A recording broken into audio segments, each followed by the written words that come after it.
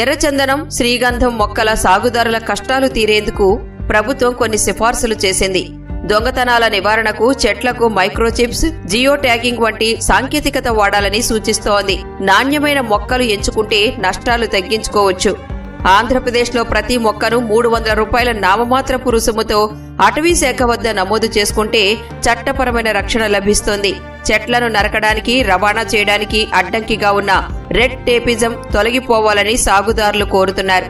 ఇక 2025-27 కాలానికి సాగు ద్వారా పెంచిన ఎర్రచందనం ఎగుమతి కోటాను 1290 మెట్రిక్ టన్నులకు పెంచారు. అంతర్జాతీయ మార్కెట్లో శ్రీగంధం హార్డ్వుడ్ కిలో 15,000 నుంచి 20,000 రూపాయల వరకు పలుకుతుండగా గంధపు నూనె ధర ఏకంగా 2 లక్షల రూపాయల వరకు ఉంటుంది.